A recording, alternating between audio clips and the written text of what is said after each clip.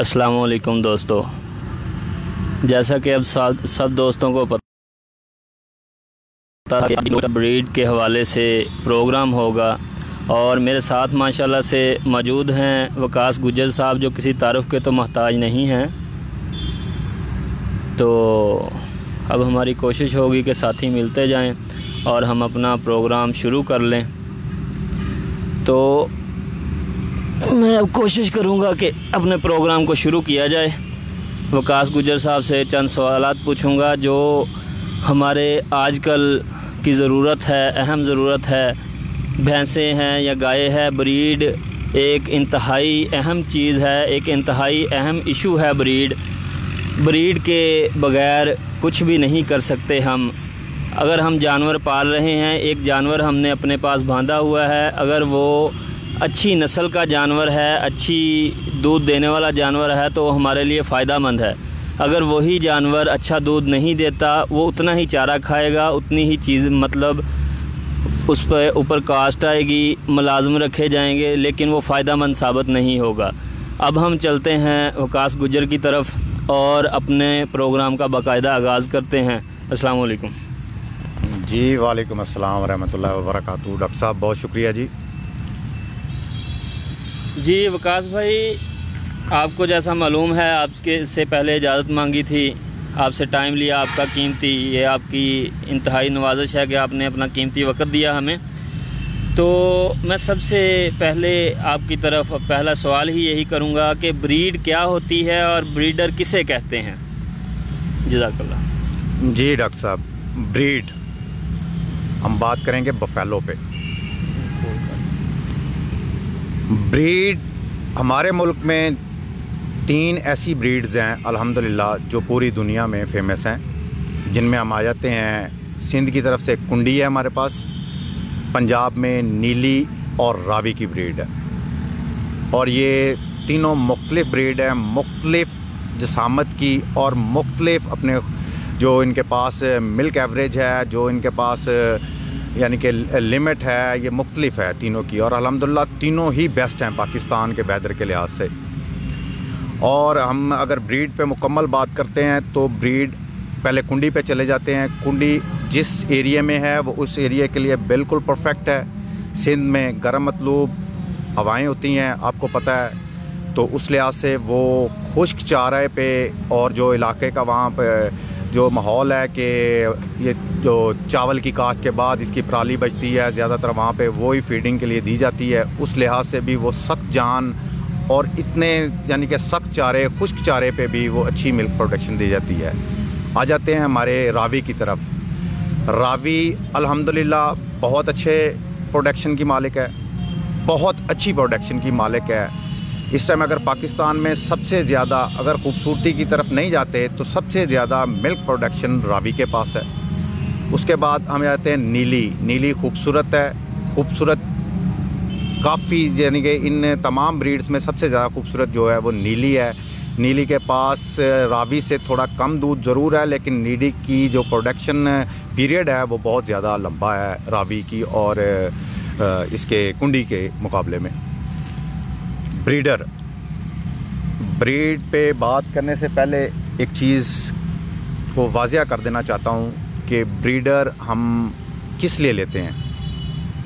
Breed बढ़ाने के लिए, तो हमें अच्छा ब्रीडर लेना पड़ेगा, अच्छी ब्रीड बढ़ाने के लिए, अच्छी मिल्क प्रोडक्शन लेने के लिए, क्योंकि मेन जो चीज़ है हमने इन भैंसों से लेनी है वो दूध है।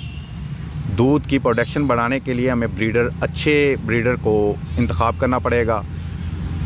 और जो ब्रीडर होता है वो, ये मैं आपको वाज़ेह तौर पे बता देता हूँ कि वो 10 किलो वाली भैंस को आगे अपनी जो उसकी आएगी ब्रीड आएगी, वो इतनी नहीं हो जाएगी कि एक छलांग में ही वो 20 kg पे चली जाएगी। कतन भी ऐसा नहीं होगा। वो 1 kg, 1.5 kg, 2 kg, maximum 4 kg तक वो उस ब्रीड को बढ़ा देगा, माँ से बढ़ा देगा। जी डॉक्टर साहब। जी, तो दूसरा भाई मेरा सवाल ये था गुज्जर साहब कि एक होगी ब्रीड। आम तौर पर हम देखते हैं कि ब्रीडर हजरात अक्सर देखा जाता है कि ब्रीडर हैं, ये नीली के ब्रीडर हैं, ये रावी के ब्रीडर हैं। ज़्यादातर तो हम चर्चा है जो नीली का है, नीली का ब्रीडर हैं। ब्रीडर किसे कहते हैं? एक ब्रीडर तो आपने बता दिया कि ब्रीडर बुल होता है, मतलब जो बंदा ब्रीडर है उसकी क्या क्या खसूसियात होनी चाहिए, उसके पास कैसे जानवर हों तो वो ब्रीडर कहला सकता है? देखिए जी, ये एक काफ़ी सख्त किस्म का सवाल डॉक्टर साहब ने मेरे साथ कर दिया है। ब्रीडर बेसिकली वो आदमी है जो घर से ब्रीड बना ले, ना कि मेरी तरह बाहर से ख़रीद ले और ख़रीद के आके अपने डेरे पे फार्म पे ला के उसको शो कर ले। वो ब्रीडर नहीं है। ब्रीडर वो है जो अपनी घर की ब्रीड तैयार करके उससे मतलूबा प्रोडक्शन ले ले, ऐसी मतलूबा प्रोडक्शन ले ले कि जो उसके फार्म को मज़ीद अच्छा ले जाए, यानी कि मुनाफे में, अच्छे मुनाफे में ले जाए, वो ब्रीडर है। ब्रीडर दो किस्म के हैं। एक चले जाते हैं हम नीली की तरफ अकेला। नीली शौक की भैंस है, शौकीन भैंस है, इसमें कोई शक नहीं, प्यारी भैंस है।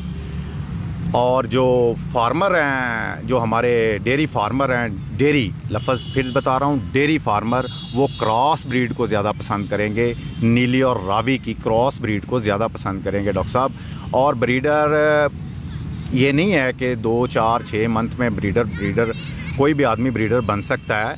इसमें नस्लें लग जाती हैं। मैं कोई इतना बड़ा ब्रीडर नहीं हूँ, ना कोई मैं ख़ुद को ब्रीडर कह सकता हूँ, क्योंकि मैं अपने वालिद की ब्रीड को चला रहा हूँ, आगे चलाया है। मैंने ख़ुद की ब्रीड नहीं बनाई, सीधी सी बात है, वही आगे चल रही है। मैं ख़ुद को ब्रीडर नहीं कह सकता। हाँ, वैसे पैसे हों मेरे पास तो मैं, जैसे 6 मंथ में, 8 मंथ में लोगों ने ब्रीडिंग बना ली है कि ब्रीडर हैं, हम ब्रीडर हैं, हमारी ब्रीड आ गई है, वो हो सकता है। लेकिन असल में ब्रीडर को बहुत टाइम लग जाता है। ये एक बहुत लंबा पीरियड है इसको, ब्रीडर को अपनी ब्रीड लाने में। जी, ये हम बात तो कर रहे हैं ब्रीड इम्प्रूवमेंट पर और ब्रीड पर, लेकिन यहाँ एक छोटा सा सवाल जो है इससे हटकर है अपना वकास गुजर साहब से, कि अक्सर देखने में आता है कि ये जो मौसम चल रहा है, एक इससे पिछला महीना है, एक ये, यानी सावन और भादों, ये वो 2 महीने हैं जिसमें जानवर दूध कम देते हैं। ठीक है, जो जानवर बच्चा देते हैं उन्हें भी प्रॉब्लम्स पेश आती हैं, तो यानी कि दूध कम होता है, अबॉर्शंस इस महीने में ज़्यादा हो रही हैं। तो एक सब दोस्तों के नॉलेज के लिए सवाल ऐड किया है इसके अंदर, इसका ब्रीड से ताल्लुक़ कोई नहीं है, कि क्या कोशिश की जाए जानवरों को किस तरह और किस महीने में क्रॉस करवाया जा सके, ताकि मैनेज किया जा सके कि हम इन 2 महीनों में अपने जानवरों से बच्चा ना लें, यानी पार्चुरेशन जो है 2 महीने में ना हो, इसके से पहले हो जाए या बाद में हो जाए, और कौन सा मौसम बेहतरीन रहेगा बच्चा देने के लिए, ये अभी हमें वकास गुजर साहब बताएंगे। जी गुजर साहब। जी डॉक्टर साहब, बात ये है कि आपने सवाल किया है कि ये इन 2 महीनों में क्या प्रॉब्लम आता है। आपने पंजाबी की मिसाल सुनी होगी, सावन बांधो गुड़ गंडा खाओ। यहाँ पे खून पानी एक हुआ होता है, चेंजिंग आ रही होती है, हार्मोन्स में भी चेंजिंग आ रही होती है। ये वेदर इसलिए इनके लिए सख्त होता है। यहाँ पे अगर ताज़ी भैंस सुआ यानी कि ताज़ा बच्चा देती है तो वो मिल्क, वो प्रोडक्शन नहीं देती जो फरवरी मार्च के अंदर जो डिलीवर करती है बच्चा, वो प्रोडक्शन दे जाती है। या जो नवंबर दिसंबर या अक्टूबर में जो डिलीवर करती है वो प्रोडक्शन दे जाती है। ये मौसम का बहुत बड़ा फैक्टर है इसके ऊपर। और एबॉर्शन भी इसी वजह से होती है कि मुकम्मल तौर पे वो खून की रवानी नहीं हो रही होती, उस बच्चे तक पूरा वो खुराक नहीं पहुंच रही होती, क्योंकि ये इस मौसम में माँ खुद अपने आप को रिकवर कर रही होती है, खून की चेंजिंग हो रही होती है। तो इस वजह से ये प्रॉब्लम ज़रूर आते हैं। और इसके लिए हमें कोशिश करनी पड़ेगी कि अगर आप जैसे सब जानते हैं कि भैंस का जो पीरियड है इसका प्रेगनेंसी का, वो 10 मंथ है, 10 मंथ है या 10 मंथ 10 दिन है, इस तक होता है, या 15 भी हो जाते हैं किसी टाइम, सम टाइम ऐसा प्रॉब्लम आ जाता है। ये प्रॉब्लम नहीं है, ये अल्लाह की तरफ से होता है। तो ये इस हिसाब से क्रॉस करवाएं आप कि इन मंथ में डिलीवरी ना हो। 10th मंथ का पीरियड आप गिन के फिर आप कर सकते हैं। बेस्ट जो प्रोडक्शन है, जहाँ पे दूध का पैसा भी बनता है, सारा कुछ बनता है, वो डिलीवर आके करे फरवरी में और मार्च में, इधर डिलीवर करे, पैसा बनता है। उधर से अगर सितंबर अक्टूबर लास्ट में, अक्टूबर नवंबर में करें तो वहाँ भी अच्छी इसकी यानी कि वो रेशो, मिल्क के प्राइस की रेशो अच्छी मिल जाती है। जी, चलें जी, माशाल्लाह ये सब के लिए बहुत ही अहम इन्फॉर्मेशन है कि सावन भादों यानी अगस्त और इससे अगला जो महीना है 8वां और 9वां महीना अगस्त और सितंबर में कोशिश करें कि इस हिसाब से अपने जानवरों को इंसेमिनेट करवाएं या नेचुरल बुल से क्रॉस करवाएं कि अगस्त और सितंबर में जानवर बच्चे ना दें, यानी सावन और भादरों में। तो हम बात कर रहे थे ब्रीड इम्प्रूवमेंट पर, तो एक छोटी सी बात जो मैं करना चाहूँगा, प्रूवन बुल। अक्सर लोग पूछते हैं प्रूवन बुल है, हर बुल प्रूवन नहीं होता। एक छोटी सी डिटेल, थोड़ा सा तारफ़ चाहूँगा वकास गुजर साहब से कि हमें बताएं कि प्रूवन बुल क्या होता है, उसके बनने में कितना अरसा दरकार होता है। जी वकास साहब। जी डॉक्टर साहब, प्रूवन, लफ्ज़ प्रूवन से ही ज़ाहिर हो रहा है कि प्रूफ तो तभी होगा जब उसका कोई रिज़ल्ट सामने आया हो। प्रूवन बुल में काफ़ी टाइम लग जाता है डॉक्टर साहब। एक बुल आता है, वो क्रॉस करता है या उसका सीमन आगे जाके एआई किया जाता है, उसके बाद उसका बच्चा आता है, बच्ची आती है, बच्चा और बच्ची दोनों के कदो खाल देखने पड़ते हैं और देखना पड़ता है कि इसमें आया कोई बीमारी तो नहीं आई, कोई ऐसी जेनेटिकली की कमी तो नहीं आई, कोई जीन्स की ऐसी कमी तो नहीं आई कि ये कुछ टेढ़ापन आ गया है या जो मतलूबा हमें चीज़ चाहिए वो हमें इससे मिली है। उसके बाद आ जाते हैं फिर वो बच्चा, जब जाके दोबारा अगर वो बुल बेटा है तो वो बड़ा होके जवान होके आगे एआई के काम आ रहा है या क्रॉस के काम आ रहा है, उसका जब रिज़ल्ट आएगा या बच्ची फिर ब्याएगी, दूध की वो अपनी जो प्रोडक्शन है, जो हम मतलूबा प्रोडक्शन वो देगी, तो फिर जाके वो प्रूवन कहलाएगा, नहीं तो टेस्टेड बुल ही आएगा वो। जी माशाल्लाह से गुजर साहब ने बहुत अच्छा डिफ़ाइन किया है कि प्रूवन बुल जो है उसको काफ़ी अरसा दरकार होता है। उस बुल से जो गाय भैंस इंसेमिनेट होती है या क्रॉस होती है, उसकी बछड़ियाँ या कटियाँ जब बड़ी होकर दूध देती हैं, उनके दूध की प्रोडक्शन और उसमें देखा जाता है काफ़ी सारे मसाइल होते हैं। मास्टाइटिस तो नहीं आ रही ज़्यादा, बीमारी कोई भी, या जानवरों में एक प्रॉब्लम है जो आमतौर पर लोग समझते हैं कि ये सिर्फ़ वैसे ही अल्लाह की तरफ से हो जाता है, होता तो अल्लाह की तरफ से है, लेकिन ये डिस्टोकिया है। ये भी जानवरों की ब्रीड में, कुछ ब्रीड में डिस्टोकिया ज़्यादा होता है, कुछ में कम होता है। तो एक बुल को प्रूवन होने में तकरीबन 10 से 12 साल लग जाते हैं तकरीबन। बिल्कुल ठीक है। तो कम 8 साल, 8 से आगे जा, कम से कम 8 साल जी गुजर साहब कह रहे हैं, तो 8 साल कम से कम लगते हैं। उससे नीचे जो बुल होते हैं टेस्टेड बुल होते हैं। तो अल असर प्रोग्रेसिव वाले भी एक सवाल पूछ रहे थे, उनकी तरफ भी चले जाते हैं। लोग कहते हैं कि सायर बुल दूध देता है, इससे क्या मुराद है? जी इस पे आप बेस्ट आप कमेंट कर सकेंगे। अच्छा जी, तो इसका है कि लोग कहते हैं कि बुल दूध देता है। देखें, मुझे ज़्यादा जो पता है वो गाय का पता है, गुजर साहब को भैंस का पता है। मैं आपको बता देता हूँ कि बुल कैसे दूध देता है। जो अक्सर हमने फ्रीजियन कॉज के बुल देखे हैं, उसके साथ उसके ट्रेट्स होते हैं, जो लिखा होता है उसमें लिखा होता है कि इसकी दूध देने की कैपेसिटी कितनी है, यानी इसकी बेटियां हैं उनका दूध कितना था, इसकी माँ का दूध कितना था, उनका पूरा जो जिसको पेडिग्री कहते हैं वो साथ होती है। उससे आगे पता चलता है कि बुल दूध कितना दे सकता है। ठीक है, और आपको ये बात भी बताना बहुत ज़रूरी समझूँगा मैं कि हम देखते हैं अक्सर कि महंगा सीमन ख़रीदा जाए, ठीक है, अच्छा बुल लाया जाए, सिर्फ महंगे सीमन की तरफ जाते हैं। तो यहाँ एक बहुत अहम पॉइंट आप दोस्तों को बताना चाहूँगा कि महंगा सीमन ज़रूरी नहीं है। हो सकता है कि आपकी गाय के लिए 500 रुपये वाला सीमन बहुत अच्छा हो और 1 लाख रुपये वाला सीमन अच्छा ना हो। आपने नेक्स्ट ब्रीड बनानी होती है, उसके हवाने को देखे कि इस बुल का जो बच्चा आएगा, फीमेल आएगी, उसका हवाना कैसा होगा, उसके थन लंबे होंगे, छोटे होंगे, हवाने का जुड़ाव जो है सख्त है या नरम है, अच्छी अटैचमेंट है या लूज अटैचमेंट है। फिर आगे आपने अपना जानवर देखना है, उसको देखते हुए आपने बुल सेलेक्ट करना है। और बुल वाकई ही दूध देता है, इसमें कोई शक नहीं है, लेकिन ये नहीं है कि बुल ही दूध देता है, आगे माँ का अच्छा होना भी बहुत ज़रूरी है। अगर माँ, जी ये गुजर साहब कहते हैं कि मैं इस पे बात करूंगा। जी मैं पहले भी बात कर चुका हूँ कि बुल आके आपको 10 किलो वाली को एक यानी कि पीरियड में अगले एक क्रॉस में जो बच्चा आएगा वो फौरी तौर पे 20 kg नहीं देगा। आपने बात की कि बुल दूध देता है, मैं ये बात कर रहा हूँ कि आप किसी भी चारे का फसल का बीज ले लें, आप मकई ले लें, हाइब्रिड ले लें, उसकी ईल्ड लिखी होती है कि ये 100 मन है, ये 150 मन की एवरेज दे जाएगा। उसको 3 मुख्तलिफ़ किस्म की ज़मीनों में लगा दें, तीनों जगह एक ही खुराक दें, एक टाइम उसकी आपाशी करें, तो मैं आपको ये कन्फर्मली कह रहा हूँ कि वहाँ तीनों की एवरेज अलग-अलग होगी। अकेला बुल दूध नहीं देता, अकेला बुल कभी भी दूध नहीं देता, कभी भी अच्छा सीड, अच्छी ज़मीन के बग़ैर आपको मतलूबा प्रोडक्शन नहीं देगा, आपको वो एवरेज नहीं देगा जो आप चाहते हैं। इसमें आप काफ़ी चीज़ें हैं, एक सादा सी मैंने आपको सीड की बता दी है। बुल मैं फिर आपको पहले बता चुका हूँ, पहले मैंने शुरू में भी कहा था कि बुल फौरी जाके आपको 10 से 20 किलो नहीं ले जाएगा। उसके लिए आपको ज़मीन अच्छी, भैंस अच्छी चाहिए। और कोई एक चीज़ कन्फर्म है कि हर बुल, हर भैंस अच्छा बुल अच्छी भैंस के साथ भी मुकम्मल रिज़ल्ट नहीं देगा। इसमें जीन्स का बहुत ताल्लुक़ है, उसका आपस में तालमेल बैठना बहुत ज़रूरी है।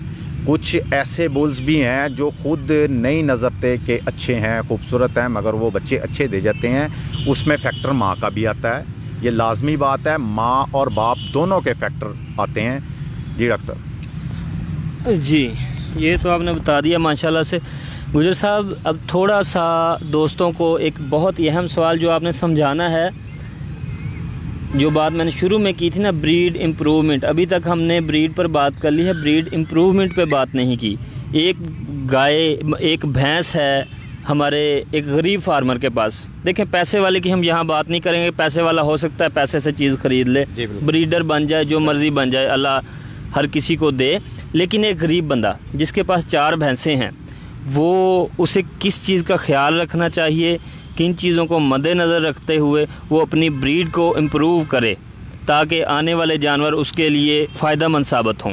जज़ाकल्लाह। जी डॉक्टर साहब, अच्छा सवाल किया है। गरीब आदमी के लिए 4 या 3 या 2 भैंसें जो भी हैं, वो पहले तो रूटीन वाइज ये पाकिस्तान में होता आया है कि जो भी गाय या भैंस जो भी आपके पास है, जो आपको अवेलेबल होता है ना करीबी बुल, आप उससे क्रॉस करवा लेते थे। चाहे वो रेडी वाला है, उसको बोझ उठाने के लिए, चारा उठाने के लिए, किसी चीज़ के भी लगा है, वो क्रॉस करवा लेते थे। लेकिन अल्हम्दुलिल्लाह अब शऊर आ रहा है लोगों में और लोग अच्छे की तरफ जा रहे हैं। तो मेरा उन भाइयों के लिए यही एक पैगाम है कि वो अच्छे बुल का सीमन रखवाएं अपनी भैंसों को, या अच्छे बुल से क्रॉस करवाएं। एक चीज़ आपने इसमें बहुत गौर से देखनी है कि आपकी भैंस के पास चड्डा है, थन नहीं है। ये चीज़ ज़रा समझने वाली है। चड्डा है, थन नहीं है, थन चड्डा है, कद काट नहीं है। भैंस वही दूध देगी जो अच्छे वजूद की मालिक होगी, वो खुराक ज़्यादा उठाएगी, खुराक ज़्यादा उठाएगी तो उसको दूध भी ज़्यादा देगी, वही भैंस देगी।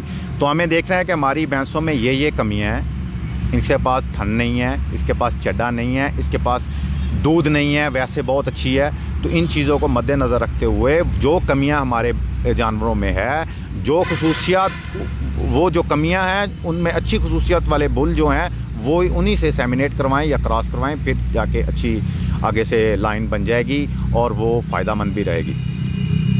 जी, ये अलसर वाले भाई ने पूछा था कि बुल आपका 50% होता है फार्म का, तो इसके ऊपर रोशनी डालें थोड़ी सी। वो गुजर साहब रोशनी डालने की कोशिश करेंगे, लेकिन एक छोटी सी बात जो यहाँ जानवरों को लेते वक्त देखनी चाहिए, गुजर साहब ने माशाल्लाह से बताया आपको ब्रीड इम्प्रूव कैसे करनी है।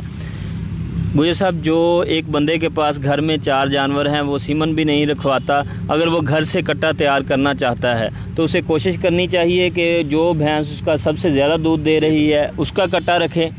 इसमें सिर्फ दूध का नहीं है अमल दखल, इसमें सिर्फ दूध का अमल दखल नहीं है कि सिर्फ दूध है उसके पास, जो उसकी माँ जो है वो बीमारियों से पाक हो, ख़ासकर अबॉर्शन का प्रॉब्लम और मेस्टाइटिस का प्रॉब्लम उसके अंदर ना हो।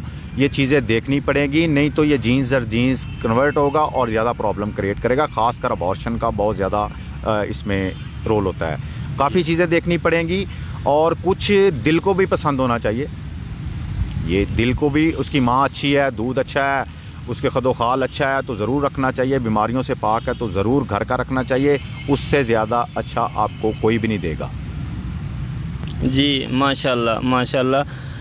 तो भैंस जो घर में रखते हैं ब्रीड अच्छी करनी है, जिस तरह हमें अब कोशिश करनी चाहिए। मैं सबसे रिक्वेस्ट करूंगा कि जो इस बारे में इल्म रखता है इस चीज़ पे गौर करे। जिस तरह से देखें, मैंने अक्सर देखा है कि वकास भाई के भैंस ली जाती है, उसके सींग देखे जाते हैं जी, सींग ऐसे गोल हों, ठीक है, मुंह देखा जाता है, बाकी सारी चीज़ें देखी जाती हैं।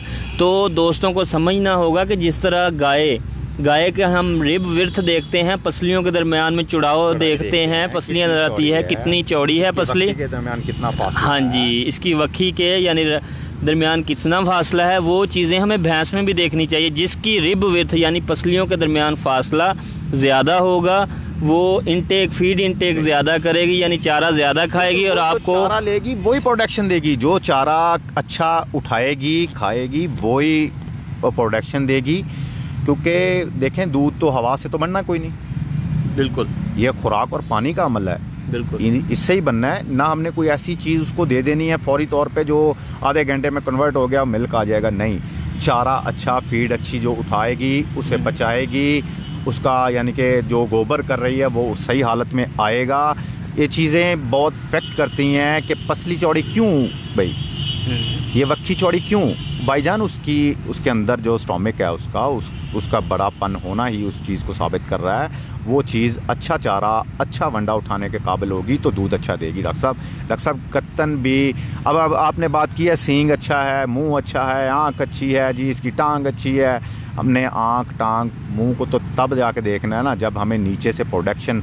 अब एक फार्मर है, मैं आपने बात कर दी है, खूबसूरती की तरफ चले गए हैं।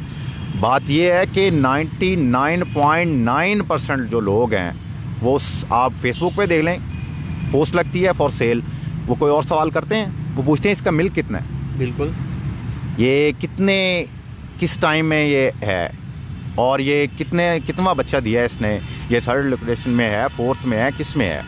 ये चीज़ मिल्क पे शुरू होगी फार्मर की, मैं फिर कह रहा हूँ फार्मर की।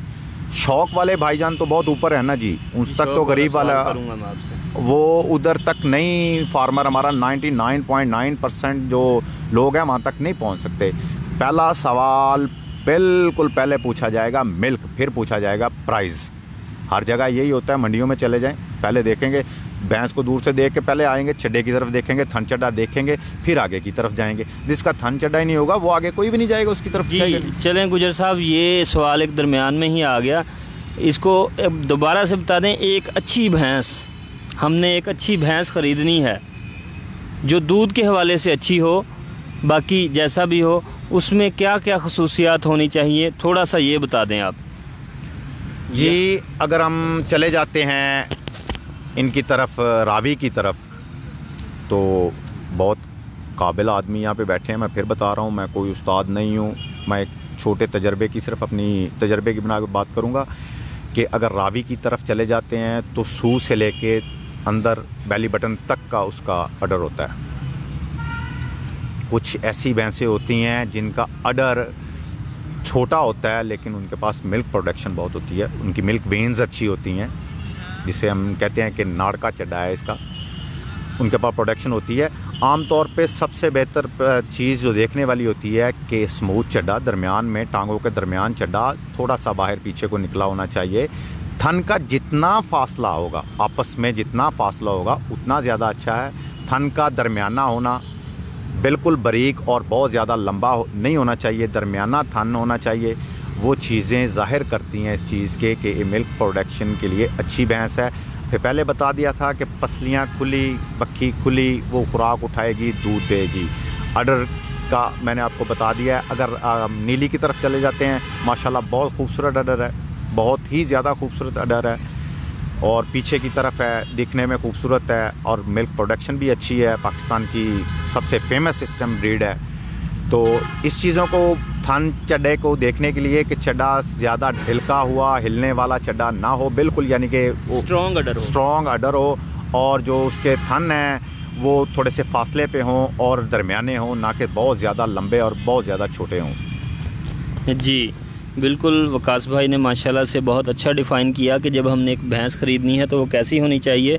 तो बिल्कुल उसके हवाने का ख़ास तौर पर ख्याल रखना चाहिए कि स्ट्रॉन्ग अडर हो। तो यहाँ एक छोटी सी बात वकास भाई, सिर्फ ये कहते हैं कि कंसल्ट करूँगा आपसे कि क्या ऐसी भैंस के कट्टे को प्रेफर करना चाहिए आगे ब्रीडिंग के लिए, यानी वो जो 5वें 6ठे सूबे में गई है। अक्सर आपको पता है कि भैंसें चड्डा मतलब जो हवाना है वो तोड़ जाती हैं या लटक जाता है। तो एक भैंस है वो दूध दे रही है 12 से 13 किलो, लेकिन उसका हवाना बिल्कुल लटक गया है और फिर वो दूध कम करना शुरू कर देती है तीसरे सूबे के बाद जब हवाना लटके अगर तो। और एक भैंस है जो 6ठे 7वें सूबे में भी जाके उसका हवाना लटकता नहीं है, स्ट्रॉन्ग अडर है, जो आगे से 4 अडर यानी हवाना आगे से शुरू होता है और पीछे तक सू तक जाता है और स्ट्रॉन्ग रहता है। ज़्यादा सूबे इसी तरह रहते हैं। और एक भैंस है वो तीसरे चौथे सूबे में जाके अपना हवाना लटका जाती है। किस भैंस के कट्टे को आप प्रेफर करेंगे, ये पॉइंट नोट करना चाहिए या नहीं करना चाहिए, ये भी बता दें। जी बिल्कुल, ये अच्छा सवाल किया। जो इन्होंने डिफ़ाइन कर दिया है हमारी देसी गाय और वलैती गाय को कि वो 3 सूए 4 सूए के बाद वो नीचे अडर ले जाती है, ख़त्म हो जाती है। और जो भैंस है वो भी सेम यही प्रॉब्लम है। जो अडर मज़बूत रखेगी वो ज़्यादा आगे तक चलने वाली है, ज़्यादा यानी कि वो सूआ देने वाली भैंस है, ज़्यादा अच्छी है। मैं अपने नाके से इल्म, बाकी बहुत बड़े ब्रीडर बैठे हुए हैं यहाँ पे, देख भी रहे होंगे उनमें से, मैं उस भैंस को प्रेफर करूँगा जो 1 किलो दूध कम दे दे मगर उसका चड्डा अच्छा दिल क्या हुआ ना हो, उस भैंस के कट्टे को रखना पसंद करूँगा। क्योंकि उसमें होगा कि वो अपनी आगे जीन्स में भी ये चीज़ देगा कि हम ना के 5-6 सूए लें, ना कि हम उसके वो भैंस का लें जो 12-13 सूए बड़े आराम से भी आ जाए। जी, ये एक बहुत ही अहम सवाल है जो अब मैं वकास साहब से करूँगा, बहुत ही अहम। ब्रीड इम्प्रूवमेंट के हवाले से सीमन जो हमें मिलता है, मैंने अपने रहीम यार खान में कोशिश कर ली है, मुझे प्रूवन सीमन नहीं मिला। ना मुझे साहिवाल का प्रूवन मिला है, ना मुझे बफलो का मिला है। ठीक है, तो प्राइवेट सेक्टर में बहुत ज़्यादा SPUs बने हुए हैं जिन्हें हम जानते हैं, मुख्तलिफ़ नामों से चल रहे हैं। कोई ज़्यादातर कोई साहिवाल में है, खानेवाल में है, सिंध में है, तो उनके पास बेशुमार बुल्स खड़े हुए हैं। अब पिछले दिनों में ये मेरी नज़र में एक नया आया, ठीक है, उनके पास खड़े थे कोई 11 कट्टे और कोई 11-12 बछड़े खड़े थे। तो यानी वो नया SPU बना था। क्या इस तरह एकदम से उठ के बाहर से परचेजिंग करके या 2-4 इधर उधर से देख के, उसकी माँ देख के, एक सिर्फ माँ ही होती है या बाप देख के, थोड़ी सी डिटेल लेके SPU के लिए, यानी कि वो बुल जिसने पाकिस्तान की, हमारे इस अर्ज़ पाक की नस्ल को बढ़ाना है आगे, मतलब एक बुल से हज़ारों भैंसें और हज़ारों गायें इंसेमिनेट होती हैं। क्या इस तरह से नया SPU एकदम से बनाया जा सकता है कि पता चला जी साहिवाल में नया SPU बन गया, आई है कंपनी वाली गाड़ी, हमें पता चलता है क्योंकि हम टेक्नीशियंस हैं, आपको पता है ये लोग हमसे रब्ता करते रहते हैं। पता चला जी सरगोदे में SPU बन गया है, ठीक है, अब आपको सीमन ये मिल जाया करेगा। हमने प्रूवन सीमन मांगा तो आगे से हमसे लड़ाई भी शुरू की कुछ लोगों ने। तो ये मेरा एक बहुत अहम सवाल है, क्या SPU इस तरह बन सकता है कि हमें एक दिन पता चले कि SPU बन गया है और हम उसके सीमन लेके बेधड़क हो के गरीब फार्मर्स के जानवरों को रखना शुरू करते हैं? जज़ाकल्लाह। जी डॉक्टर साहब, बात फिर वो प्रूवन वाली आपने की है। प्रूव करने के लिए हमें कम अज़ कम 8 साल शुरू होंगे, 8 साल के बाद जाके शुरू होगा। हमारी बदकिस्मती है कि 8 साल के बाद हमारे पास वो बुल मौजूद ही नहीं होता, या वो इस दुनिया से चला गया होता है, या उसके साथ ऐसा रफ़ बिहेवियर हो चुका होता है कि वो इस काबिल नहीं रहता कि वो आगे सेमिनेट कर सके या हमें सीमन दे सके, हम आगे उसकी नस्ल ले सके। ये बड़ा प्रॉब्लम है। दूसरा, अगर हम फिर वहीं वो बात करेंगे, हमने गरीब के लिए बात करनी है। गरीब के लिए जब बात करनी है तो प्राइवेट सेक्टर से ज़्यादा हमारी गवर्नमेंट को इस चीज़ का ख्याल रखना पड़ेगा। उन्हें इनके जीन्स पे जाना पड़ेगा, जीन्स पे काम करना पड़ेगा। हम ना कि एक कट्टा लेके उसको खड़ा करके फिर उसकी परवरिश करके उसको बनाएं इस काबिल के वो क्रॉस करे, सेमिनेट आगे उससे हो, फिर उसकी आगे नस्ल आए, वो नस्ल आगे आके अपने आप को प्रूव करे, जी हाँ मैं बहुत मजबूत हूँ। क्या हम ऐसा नहीं कर सकते कि इन जीन्स पे काम करें और जो पैदा होने वाले बच्चे को 1 मंथ 1.5 मंथ में इस काबिल उसको जान लें कि ये हमारी मतलूबा चीज़ें हमें दे सकता है तो हम उसको कवर करें। दूसरी बात डॉक्टर साहब ने की है कि फौरी तौर पे जो SPU बन जाते हैं, सीमन प्रोडक्शन यूनिट बन जाते हैं रातों रात, और सुबह वो सीमन भी देना शुरू कर देते हैं। तो डॉक्टर साहब मैं आपसे ही सवाल करता हूँ, क्या सीमन बनाने के लिए आपको बुल का पता होना चाहिए? आपने एक कंपनी चलानी है, कोई भी किसी चीज़ की भी कंपनी चलानी है, दूर तक रिज़ल्ट लेने हैं, तो आपको उसके लिए एक पीछे से बैकग्राउंड चाहिए उस बुल का। बैकग्राउंड के बगैर तो नहीं किसी का भी हो सकता। हम क्या लिखेंगे सीमन पे कि इसकी माँ के पास कितना दूध था, इसका बाप कौन है, इसकी बाप की माँ के पास क्या मिल्क प्रोडक्शन थी, आया ये बीमारियों से पाक हैं, ये चीज़ें देखनी पड़ेंगी। अब मैं उठता हूँ 10 भैंसें लेके आ जाता हूँ अच्छी ढूंढ के, मैं आके अच्छा क्रॉस करवाता हूँ देख के कि यार ये अच्छा बुल है, इससे क्रॉस करवाया। अब 10 भैंसें ले लेते हैं, उनमें से ज़ाहिर सी बात है कुछ 4-5 कट्टियाँ होंगी, 4-5 कट्टे भी आएंगे। हमें तो चाहिए ना कि कट्टे आगे सीमन प्रोडक्शन के लिए, उनमें से कोई 2-3 बचेंगे, 1-2 मर भी सकता है। आगे जाके कोई इस तरह की अपना फजीक नहीं बनाता कि जिसको हम जाहिर कर सकें कि ये हमारा बुल है, इसकी प्रोडक्शन हम अच्छी है, इसको हम आगे सीमन सेल करना चाहते हैं। ये डॉक्टर साहब कोई 5-10 भैंसों का काम नहीं है, और ये कोई काम रात का नहीं है। इस काम के लिए कम अज़ कम मैं कहता हूँ 12 साल चाहिए।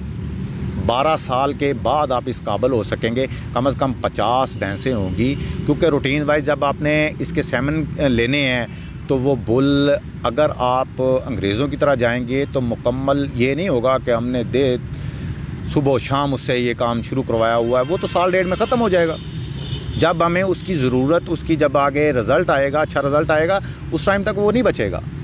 हमने वो बाहर वाले जैसे मुल्क वाले करते हैं कि एक ले लिया, उसे एक मखसूस सीमन ले लिए, उसके बाद उसको खुराक में खड़ा कर दिया, उसका रिज़ल्ट देखा, उसके बच्चे के कलर अच्छे आ गए, बच्चे का स्ट्रक्चर अच्छा आ गया, तो फिर वो उसके उधर ही वो जेनेटिक वो जीन्स चेक शुरू हो जाते हैं। बच्चे के अंदर उसके जीन्स ज़्यादा आ गए हैं तो उसके आगे सेमिनेट करना शुरू कर देते हैं, और 2 साल बाद वो उसका बच्ची दोबारा इस काबिल हो जाती है कि उसे लगवा दिया जाता है। साल फिर रुक के वो बच्चा दे देती है, अपना रिज़ल्ट शो कर देती है। वो अगर अच्छा आ जाता है तो यानी कि 3 नस्लों में एक ही रिज़ल्ट अच्छा आ जाता है तो वो प्रूवन हो जाता है। इसके लिए बहुत ज़्यादा यानी कि वक्त की ज़रूरत है, रातों रात कोई भी नहीं बन सकता। जो भी आके आपको 1 रात, 1 मंथ, 1 साल में कहे कि मैं आके सीमन दे रहा हूँ अच्छे, तो मैं कहूँगा गलत है। हालांकि मैं इतना पढ़ा लिखा नहीं हूँ, लेकिन मैं साफ ये लफ्ज़ कहूँगा वो गलत कर रहा है। जी माशाल्लाह से गुजर साहब ने बहुत अच्छा डिफ़ाइन किया।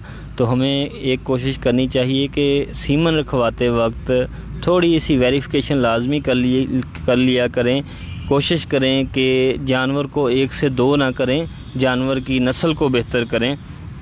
तो एक छोटा सा सवाल है, आजकल माशाल्लाह हम सारे दोस्त जो हैं सोशल मीडिया से अटैच हैं, और एक दुनिया ग्लोबल विलेज बन चुकी है। हम यहाँ बैठे हैं, बहुत सारी दुनिया हमें देख रही है, बहुत सारे लोगों से हमारे ताल्लुकात डेवलप हुए हैं।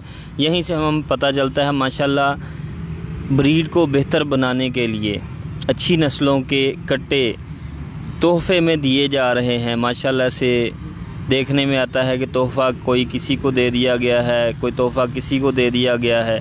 तो ये नस्ल को बेहतर बनाने के लिए कैसा है, और इन कट्टों के इस तरह तोहफ़े देने का क्या तनाज़र है, क्या इसके बारे में गुजर साहब की राय है? इनसे राय लेंगे। जी डॉक्टर साहब, तोहफ़े तोहफ़ तो शुरू से आते रहे हैं और होने भी चाहिए, बिल्कुल होने चाहिए। इससे फ़ायदा ज़रूर होगा, लेकिन एक चीज़, एक मखसूस कम्युनिटी में आपस में ताइफ का है ना, जो वो दिए और लिए जाने का मतलब है कि जो अपर क्लास है, देखिए जी, गरीब आदमी इतनी सकत तो नहीं रखता कि उठेगा कि मैं उठ के जाके इसको दे रहा हूँ, डॉक्टर साहब को दे रहा हूँ, डॉक्टर साहब मुझे दे रहे हैं। इसका फ़ायदा मुझे और डॉक्टर साहब को होना है, गरीब आवाम को कतई नहीं इस चीज़ का फ़ायदा होना। इसके लिए सोचना पड़ेगा कि ओपनली हमें करना पड़ेगा। डॉक्टर साहब अगर हमें गिफ्ट दे रहे हैं, मुझे दे रहे हैं, तो मुझे चाहिए कि जो मेरे इर्द गिर्द कोई 2-4 चकूक हैं, चक हैं, उनको फैसिलिटी मिलनी चाहिए कि वो वहाँ से क्रॉस करवा सकें। फिर उसका फ़ायदा है, ज़रूर फ़ायदा है। बाकी गिफ्ट आज के दौर में काफ़ी मुश्किल काम है, और गिफ्ट कैसे आते हैं मुझे बहुत अच्छी चीज़ का इल्म है। गिफ्ट बहुत मुश्किल हो गए आजकल।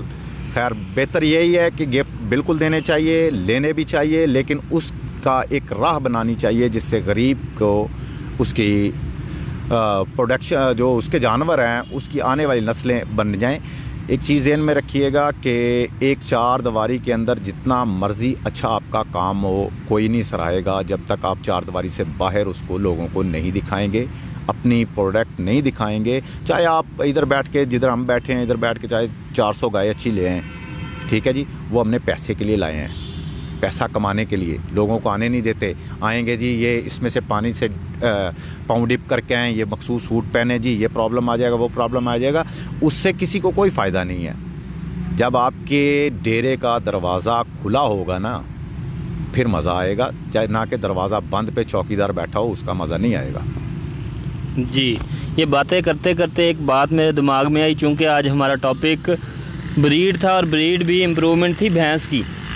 तो एक चीज़ मेरे दिमाग में आई कि दूध जो है सेल होता है वो फ़ैट के हिसाब से। माशाल्लाह से ये डॉक्टर फ़र्रुख बशीर साहब का प्रोग्राम देखा था, उस दिन से मेरे दिल को बात ये लगी कि एक गाय दूध दे रही है, उसकी फ़ैट आती है 3.7, 3.8। हम अच्छी खुराक दे के 4.2 पे लेके जाते हैं मैक्सिमम, ठीक है, जर्सी को, ठीक है। तो हमारी भैंस की फ़ैट है 6, 7, 8। जितनी मेहनत हम, यानी कि लॉन्ग पीरियड में जाती जाएगी, उतना वो उसकी फ़ैट लेवल बढ़ता जाएगा। अगर वो क्रॉस में है, ये चीज़ ज़हन में आप सब भाइयों ने भैंसें रखी हैं, जितना यानी कि वो लॉन्ग पीरियड करती जाएगी, उतना उसका फ़ैट भी बढ़ता जाएगा। जी, जैसे सुआ लंबा होता जाएगा उसका फ़ैट बढ़ती जाएगी। तो देखें, एक कोशिश करें जहाँ भैंस यानी गाय 4 फैट यानी 4 फैट दे रही है, आपको अच्छा चारा डाल के, अच्छी मैनेजमेंट करके, हाई प्रोफाइल मैनेजमेंट करके, वहीं पे नॉर्मल सी खुराक पे, नॉर्मल से सिस्टम पे भैंस आपको 6-7 फैट दे रही है। आप देखें 12-14 किलो भी दे रही है, 12-14 किलो भी दे रही है। अगर गाय आपको 22 किलो दे रही है और भैंस आपको 14 किलो दे रही है, तो उसकी फ़ैट का हिसाब लगा लें तो भैंस ज़्यादा बेहतर है। और भैंस का दूध, इसमें वो A1 A2 वाला चक्कर नहीं, माशाल्लाह से इसका दूध बहुत हेल्दी और बहुत अच्छा है, ठीक है। आज तक मैं ज़ाती तौर पे आपको बताऊंगा कि मैं भैंस के ख़िलाफ़ था, फार्मिंग में भैंस के हक़ में नहीं था, गाय के हक़ में था। लेकिन जब आप इन तमाम चीज़ों को देखेंगे तो आप दिली तौर पर ये जान जाएंगे कि उनके पास भैंस थी नहीं, गोरों के पास, वो भैंस को अच्छा समझते नहीं हैं, क्योंकि वो भैंस पाल नहीं सकते। हम भैंस पाल सकते हैं। भैंस एक बहुत अच्छा जानवर है और भैंस प्रॉफिटेबल जानवर है। इसकी फार्मिंग प्रॉफिटेबल है अगर इस पर भी काम किया जाए, अच्छे तरीके से चलाया जाए। जितनी मेहनत गाय पे की जाती है उतनी भैंस पे करें तो हम बहुत आगे जा सकते हैं। एक छोटा सा सवाल जिस पे कोई नाराज़ ना हो वकास भाई से है मेरा, क्योंकि मैंने देखा है कि कुछ ब्रीडर जो बन जाते हैं, इसको कोई भी दोस्त मेरा अपने ऊपर ना ले, मैं पहले माजरत कर लेता हूँ, वो चीज़ बेचते हैं। एक ब्रीडर बन गया, फ़र्ज़ करें मैं या वकास भाई, इनका डेरा है, इन्होंने 20 जानवर बहुत अच्छे बांध लिए हैं। गरीब का नुकसान कहाँ किया जा रहा है? 20 जानवर बहुत अच्छे बांध लिए या 100 बहुत अच्छा जानवर बांध लिया, फिर ब्रीडर बन गए ये, फिर अब इन्होंने जानवर सेल करने हैं। ये मार्केट से जानवर परचेज़ करें, अपने खतो खाल के, उस शक्ल के, उस स्ट्रक्चर के मार्केट से परचेज़ करके मैं उन जो 20 जानवर आगे खड़े हैं उनमें से 3-4 पीछे ले जाऊंगा और 3-4 वो ऐड कर दूंगा। ये मैंने देखा है और मैंने नहीं देखा। और ये जितने भी लोग हैं, मैं गलत नहीं कहूँगा कि ये नीली वाले गलत हैं, रावी वाले गलत हैं या कुंडी वाले गलत हैं। आपको सामने वाला डेरा और होगा, पीछे वाला डेरा और होगा। मैं वहाँ पे ला के बांध के मैं वो सेल करना चाहूँगा। यहाँ आके गरीब को मार दी जाती है कि चीज़ दिखाई वही जाती है सेम, मगर उसकी प्रोडक्शन के हिसाब से वो चीज़ नहीं होती, उससे मेल जोल करती। जैसे हम बिलफर्ज बात करते हैं कि नागरा ब्रीड की बकरियां ले आते हैं हम, उसके अंदर 2-3 बकरियों के ना बच्चे हम बाहर निकाल के लाते हैं, लोगों को दिखाते हैं बहुत अच्छे हैं, वीडियो बन जाती है, फेसबुक पे लग जाती है, या लोग डेरे पे आते हैं उनको दिखाते हैं। जब वो लेने आते हैं तो हम थर्ड क्लास का बच्चा देते हैं। क्यों देते हैं भाई? क्या हम पैसे थर्ड क्लास के उनसे ले रहे हैं? ये चीज़ें काफ़ी देखने वाली हैं। ये जब तक पैसे वाला पैसा सिर्फ जोड़ना जान रहा है, वो ये नहीं हो सकता। जब तक वो अपने आगे आने वाले दिनों को नहीं देखेगा कि मरना भी है, उस वक्त तक ये नहीं काम ठीक होगा। सीधी सी बात है, लालच ख़त्म होगी तो पाकिस्तान तरक्की करेगा, ये ब्रीड बनेगी। जब तक मैं डॉक्टर साहब को और डॉक्टर साहब मुझे गिफ्ट करते रहेंगे और हम आपस में ही लगे रहेंगे, तब तक ये काम नहीं बनेगा। जी, तो कोशिश करें मेरे ब्रीडर भाई कि जो बाहर से कट्टे या वो चीज़ें ख़रीद कर अपने फार्म पर लाकर फीमेल्स जो सेल करते हैं उनकी कोशिश करें कि ऐसा ना करें। तो एक सवाल मैं असल में सवाल कर रहा था, तो वकास भाई माशाल्लाह से उन्होंने बताना मुनासिब समझ लिया। शौकीन भैंस क्या होती है? ये एक लफ्ज़ देखें आम रूटीन में जो गर्दिश कर रहा है, शौकीन भैंस, शौक़ का जानवर। शौकीन भैंस क्या होती है ये मुझे बता दें, और शौक़ का जानवर क्या होता है? शौक़ का जानवर तो समझ आती है कि अच्छी प्रोडक्शन दे रहा है, शौक़ का जानवर है। कुछ मैंने जानवर देखे हैं यानी उनकी मिल्क प्रोडक्शन नहीं है, खूबसूरत है जी, शौकीन भैंस है। ये इसके बारे में थोड़ा सा बताएंगे, क्या सिस्टम है ये सारा? डॉक्टर साहब, डेरे पे अगर हमारे पास आप जानते हैं कि 50 जानवर हैं, तो उनमें से 2-3 जानवर दिल को अच्छे लगते होंगे जी, वो हो जाती है शौक़ की भैंस। ठीक हो गया। और ये जो शौक़ की भैंस होती है ना, ये बड़े फार्मों पे ही होती है, जो डेरेदार लोग हैं उनके पास ही होती है। जो डेयरी का काम शहर में बैठ के, या जिनका काम ही सिर्फ लाइफ सर्कल पूरा अराउंड घूम रहा है डेयरी के, वो ये शौक़ की भैंस बहुत कम लेते हैं।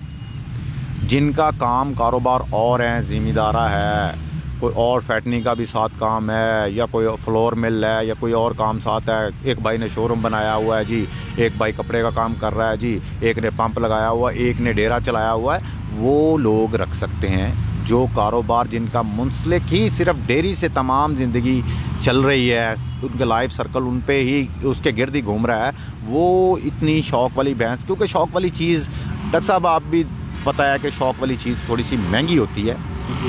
और आम फार्मर, मैं पहले बात कर सकता हूँ, 99.9 फार्मर दूध देखेंगे, बिल्कुल दूध देखेंगे, बिल्कुल।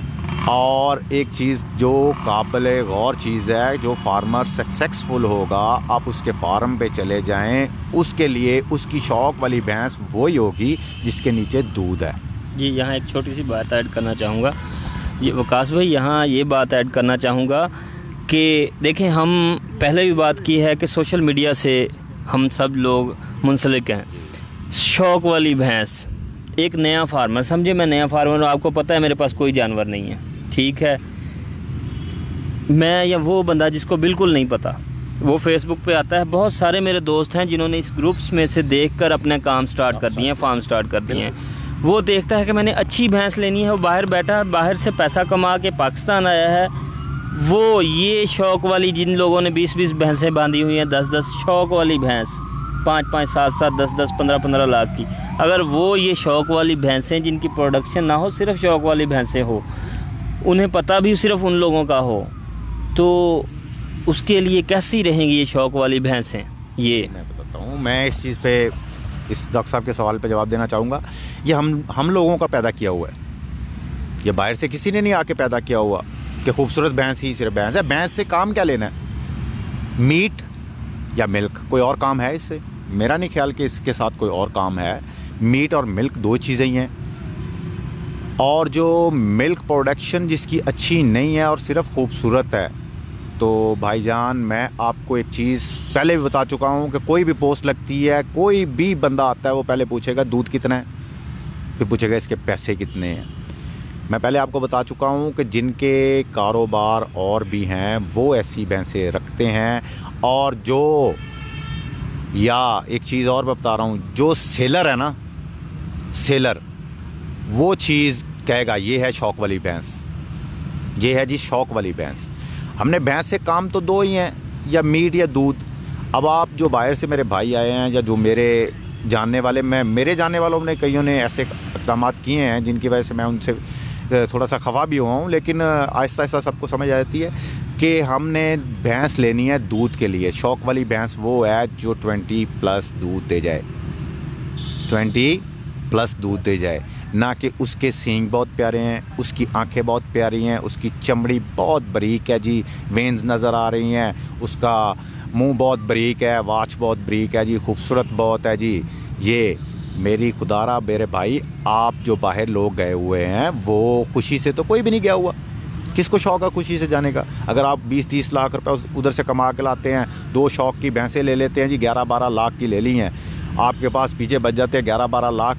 तो मेरा भाई 11-12 लाख में उसमें से जो आप 5 भैंसें लेंगे, वो 2 शौक़ वाली एक साइड पे बांध लेना, उसको सोना खिलवा लेना, दूसरी को मट्टी खिलवा लेना, फिर भी वो ज़्यादा प्रोडक्शन दे जाएंगे, आपके बच्चों के रिज़्क़ में रिज़्क़ के लिए रिज़्क़ का बाइस बन जाएंगी, ना कि शौक़ वाली बनेगी। शौक़ वाली डेरेदार को, पैसे सरमाए वाले को जचती है, गरीब को नहीं जचती, डेयरी वाले को नहीं जचती जी। यानी कि शौक़ वाली भैंस सिर्फ बिजनेसमैन यानी बड़ा अमीर आदमी जिसके पास एक्स्ट्रा पैसे हैं वो रख सकता है, या शौक़ वाली भैंस आप बनाएं ही उसे जो दूध ज़्यादा देती हो और खूबसूरती हो। वाली भैंस भी दूध वाली, असल शौक़ वाली भैंस भी दूध वाली भैंस होती है। यहाँ एक छोटा सा पॉइंट है कि हम दूध की बात करते हैं, दूध के साथ साथ मीट, गोश्त हमारी एक बहुत अहम ज़रूरत है। आज तक मेरे इल्म में नहीं है कि भैंस के ऊपर मीट के हवाले से, गोश्त के हवाले से कोई काम हुआ है। आपके नॉलेज में या कोई ऐसा सिस्टम है जहाँ भैंस के ऊपर मीट के लिए यानी गोश्त के लिए काम हुआ हो कि गोश्त के लिए भी पाला जाए इसे प्रोडक्शन? जी डॉक्टर साहब, अब कुछ इसमें आ रहा है कि कट्टा फार्मिंग शुरू हो गई है, अब कुछ हो गया है, कट्टा फार्मिंग शुरू हो गई है। मेरा सवाल था जिस तरह ब्राह्मण ब्रीड है, नहीं ऐसा ये तो हम तो गवर्नमेंट का काम है, ये तो डॉक्टर साहब हम नहीं कर सकते इस पे। मैंने आपसे कहा है, हम अगर सिमन की तरफ जाते हैं तो हमें कम से कम 50 अच्छा जानवर चाहिए, फिर उनके बच्चों से आगे। ये काफ़ी लंबा प्रोजेक्ट है, इस पे गवर्नमेंट ने भी अभी तक कोई काम नहीं किया कि कोई। आज मैं इस फोरम के तौर से कह रहा हूँ गवर्नमेंट वालों को कि आपने बहुत अच्छे यूनिट लगाए हुए हैं, कहीं आप लिख के दे सकते हैं कि ये इसके आगे जो है बच्चे हैं जो इसके इतना दूध आएगा? गोरा क्यों लिख के दे रहा है? या ये इन बीमारियों से पाक है? वो यहाँ तक चले गए हैं कि इसका बच्चा पैदा होता इतने वज़न का होगा। ये चीज़ें देखनी पड़ेगी, जीन्स पे काम करना पड़ेगा। फिर मैं गवर्नमेंट वालों से कह रहा हूँ, जीन्स पे काम करना पड़ेगा, ना कि एक कट्टे को 12 साल संभाल के फिर हम इसे कहें यार ये तो नहीं अच्छा नहीं रहा, इसको कसाईयों को दे दे। क्यों ना हम 1 मंथ के कट्टे का तमाम रिज़ल्ट लेके फिर उसको इस मकसद के लिए आगे पालें। जी बिल्कुल, यहाँ मैं भी इस फोरम से दरख्वास्त करूँगा, अगर कोई सुन रहा हो, अगर कोई इस लेवल पे पहुँच सकता हो, हमारी आवाज़ वहाँ पहुँचा सकता हो, तो दूध के साथ साथ गोश्त भी हमारी अहम ज़रूरत है। गोश्त के ऊपर भी, गोश्त वाली ब्रीड पे भी, जैसे ब्राह्मण है, जैसे दूसरे लोगों ने ये एंगस है, ब्रेंगस है, गाय की ब्रीड्स पर काम किया है गोश्त के हवाले से। इस तरह मैं डॉक्टर साहब इसके बाद आपके साथ एक बात करना चाहूँगा जी, इस पे भी कोशिश करें कि भैंस को गोश्त के लिए भी पैदा बनाया जाए। ये वकास भाई कोई बात करना चाहते हैं? ये मुझे तो एक चीज़ की फ़िक्र लाक है, ये फ़िक्र खाई जा रही है कि हमारे एरिया में अगर वो चोलिस्तानी है गाय, तो यहाँ पे कोई किसी किस्म का चेक एंड बैलेंस नहीं है। वो कोई सिमन दे रहा है कि ये ब्राह्मण का है, ये इस चीज़ का है। अगर आप ब्राह्मण को मीट प्रोडक्शन के लिए अच्छा गर्दानते हैं तो हमारा सिब्बी का बुल उससे ज़्यादा है, उस पर कभी कोई काम नहीं किया गया। हमारा चोलिस्तान का बुल बहुत अच्छा है। चोलिस्तान में तो आपने सारा फ्रीजन जाके क्रॉस करवा दिया है, कहाँ से लेंगे हम वो चोलिस्तान मीट के लिए? जब आती है कुर्बानी की बारी, फिर आप कहते हैं जी देसी बछड़ा हो, खाने में अच्छा है। जब आपने टोटल क्रॉस ही करवा देना है उसको, कोई चेक एंड बैलेंस नहीं होना, फिर वही फार्म रह जाएंगे गवर्नमेंट के जिनके ऊपर कोई ख़ास ब्रीड खड़ी होगी। आज साहिवाल कोई अच्छा ढूंढना हो ना, मेरा नहीं ख्याल कि बाहर से कोई अच्छा कोई साहिवाल मिल सकता है।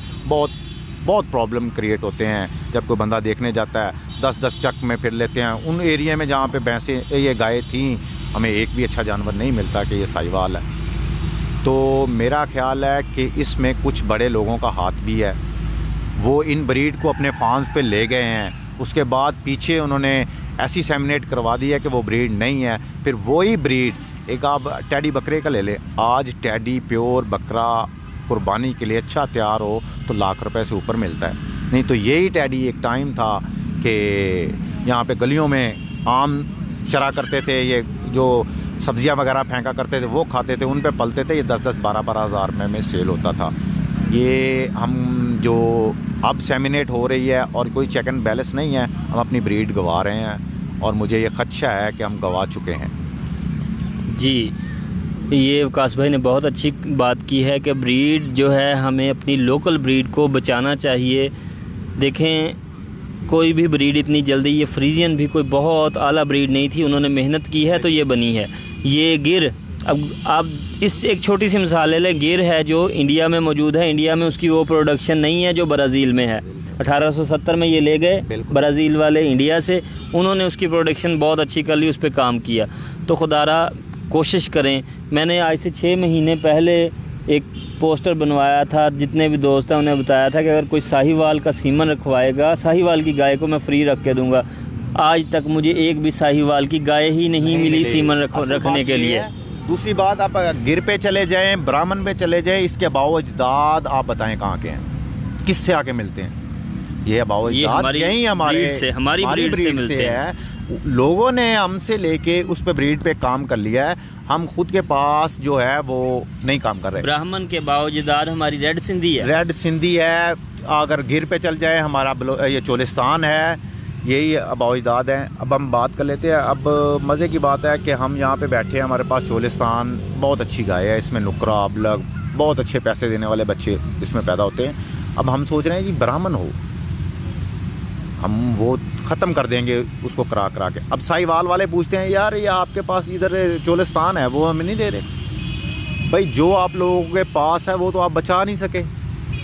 हम हर गाय अगर चोलिस्तान इस रोही में है तो इस वेदर के लिए बनी है, ना कि उठा के मरी के वेदर के लिए बनी है। वो जो फ्रीजन है वो ठंडे इलाके की है, ना कि चोलिस्तान की है। इस चीज़ को थोड़ा सा गवर्नमेंट को देखना चाहिए कि चोलिस्तान एरिए में जो है, इधर वो क्रॉस बच्चा तो नहीं चराई करके खुद ही मालिक के बगैर खा पी के तो महीनों बाद वापस अपने घर आ जाएगा। ये चोलिस्तान ही आएगी जो सेमिनेट हो रही है। ये तमाम हम बाद में देखेंगे ना। हमें इधर से रोही की तरफ से जो हमें घी आता है, दूध आता है, बहुत अच्छी उसकी जो जायका होता है दूध का, घी का, और गोश्त के लिए जो जानवर मिल रहे हैं ये हमें नहीं मिलेंगे, क्योंकि ये गर्मी में सर्वाइव वहाँ नहीं कर सकेंगे, क्रॉस ब्रीड और ख़त्म हो जाएगी। मेरी गुजारिश है इस चीज़ पे थोड़ा सा ध्यान देना पड़ेगा गवर्नमेंट को, नहीं तो हम बहुत कुछ खो देंगे। जी, यहाँ एक छोटी सी बात बताना चाहूँगा, ये विकास भाई की बातों में से ही याद आई।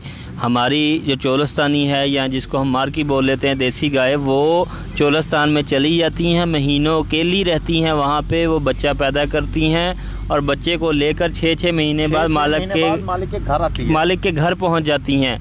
साल मालिक पीछे नहीं जाता, वो वहीं पे प्रोडक्शन होती है। मीट प्रोडक्शन के लिए बहुत अच्छी हैं। और मेरे ख्याल से विकास भाई हमने अपने पॉइंट्स जो थे वो क्लियर कर लिए हैं। इंशाल्लाह हम नेक्स्ट प्रोग्राम करेंगे फीड के ऊपर, कि न्यूट्रिशन चूँकि हर चीज़ के लिए बुनियादी चीज़ है। अगर हम रिप्रोडक्शन की बात करें, उसमें भी सबसे पहले जो पॉइंट्स हैं 6-7 के, रिप्रोडक्शन कामयाब कैसे होती है, सबसे पहले न्यूट्रिशन आती है, 5वें-6ठे नंबर पे सीमन आता है। ठीक है, लेकिन हम लोग पहले नंबर पे सीमन समझते हैं, नहीं, पहले नंबर पे न्यूट्रिशन है। दूध की बात करेंगे, माहौल बाद में आएगा, हर चीज़ बाद में आएगी, पहले खुराक आएगी। ठीक है, हर चीज़ में पहले खुराक है। और इंशाल्लाह अब नेक्स्ट टाइम मैं कोई टाइम लूँगा विकास भाई से, हम प्रोग्राम करेंगे खुराक पर। खुराक कैसी होनी चाहिए, और अच्छी खुराक के क्या क्या फ़ायदे हैं, इंशाल्लाह नेक्स्ट टाइम आप दोस्तों के लिए हाज़िर होंगे। और अभी जो है मैं वकास भाई से कहूँगा कोई अपना इजहार ख्याल अगर उन्होंने करना है, कोई आखिरी लफ्ज़ जो दोस्तों की भलाई के लिए, क्योंकि हम इकट्ठे भलाई के लिए हुए हैं, इकट्ठे हम इसीलिए हुए हैं कि दोस्तों की भलाई हो, दोस्तों को फ़ायदा हो। देखें हमारे इन सब कोशिशों से अगर एक दोस्त को भी, एक बंदे को भी फ़ायदा हो गया तो हमारा जो कोशिश है वो पूरी हो गई। जी वकास भाई अपना कोई पैगाम दें और हम प्रोग्राम एंड करें। जी मेरे भाइयों, घर में सब खुश होंगे तो बाहर आप निकलते अच्छे लगते हैं, दूसरों के साथ फलाह करते अच्छे लगते हैं। आप लोग यहाँ इस एरिया में, जिस एरिया में हम बैठे हैं, जब तक हम इन लोगों के मसाइल की बात नहीं करेंगे, हम जाके पिंडी इस्लामाबाद के लोगों की फलाह की बात करते अच्छे नहीं लगेंगे। हर बंदे को उठना पड़ेगा, अपने अपने इलाके में जो मसाइल्स हैं जानवरों के, उसको देख के उस हिसाब से बात करनी पड़ेगी और ऊपर तक पहुंचानी पड़ेगी, फिर जाके ये काम सही होंगे। मैं तमाम भाइयों से इजाज़त चाहूँगा जी। अल्लाह हाफिज़। अस्सलाम वालेकुम।